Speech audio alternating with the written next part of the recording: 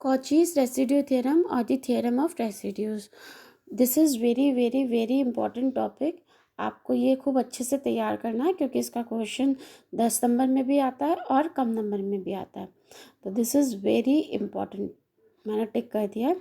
आप इसको अच्छे से पढ़ लीजिए, अच्छे से प्रिपेयर कर लीजिए. कॉचीज रेसिड्यू थ्योरम क्या कहती है कि आपकी जो इंटीग्रल होता है इसकी वैल्यू होती है 2πi into the sum of the residues. ये रेसिड्यूज़ उन पोल्स पर हैं जो पोल आपके कर्व के अंदर लाई करते हैं या जो सिंगुलैरिटी आपके कर्व के अंदर लाई करती है उसके रेसिड्यूज़ का sum into 2πi is the value of the integral. ठीक है, चलिए let us do the example based on this. पहला है आपका evaluate this integral where C is the circle this. तो हमने सबसे पहले तो हमने इसका पोल निकाला. पोल निकालने के लिए हम क्या करेंगे, डिनोमिनेटर की वैल्यू इक्वल टू 0 पुट करेंगे, है ना. तो डिनोमिनेटर क्योंकि आपका ये है तो इसकी वैल्यू जब आप पुट करोगे 0, z+1 का whole square equal to 0 put करोगे तो आपको z इक्वल टू 2 बार -1 मिलेंगे. यानी z इक्वल टू आपको -1 मिल गया ऑफ ऑर्डर 2. ऑर्डर 2 क्यों लिया, क्योंकि 2 बार रिपीट हो रहा है. तो उसको सॉल्व करने का, रेसिड्यू सॉल्व करने का आपका ये फॉर्मूला है. आपने यहाँ पे ये रेसिड्यू ऐसे सॉल्व कर लिया, e की पावर -1 आ गया.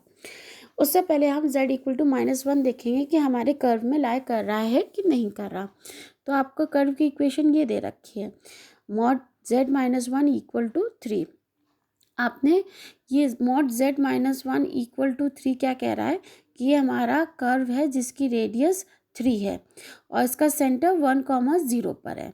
ठीक है, तो देखो आपने 1,0 ले लिया, इसकी रेडियस 3 काउंट करके आपने ये सर्कल यहाँ से पास किया, यहाँ से 1 2 3 काउंट करके यहाँ से पास किया, ये सर्कल बन गया.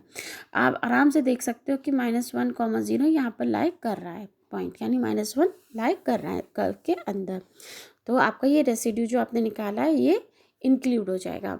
तो by Cauchy's residue theorem this integral is equals to 2πi into residue.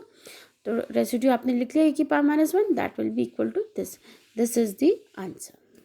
ठीक है, चलिए नेक्स्ट देखिए. Determine the pole this and the residue at each pole and hence evaluate this integral. तो सबसे पहले तो आपको ये एफजेड दे रखा है. आप इसके पोल निकालने के लिए डिनोमिनेटर की वैल्यू 0 रखोगे. तो आप किसको वैल्यू 0 रखोगे, z-1 का whole square, z+2 is equals to 0. ठीक है, तो यहाँ से आपको z इक्वल टू 1 और 1 मिल गया, यानी 1 ऑफ ऑर्डर 2. ठीक है, और एक मिल गया आपको z इक्वल टू -2. ये सिंपल पोल हो गया क्योंकि इसका ऑर्डर कितना है, 1 है, इसलिए हम इसको एक नाम दे देते हैं सिंपल पोल. तो z इक्वल टू 1 और 1 है, इसका रेसिड्यू आपने इस तरीके से निकाला, ऑर्डर m का वाले का रेसिड्यू आपने से निकाला, ये आ गया आपका 5/9. ये सिंपल पोल है, आपने इसको सिंपल तरीके से निकाला, इसका और आंसर आ गया 4/9. अब हम ये देखते हैं कि ये दोनों रेसिड्यूज़ हमारे कर्व के अंदर लाई कर रहे हैं कि नहीं.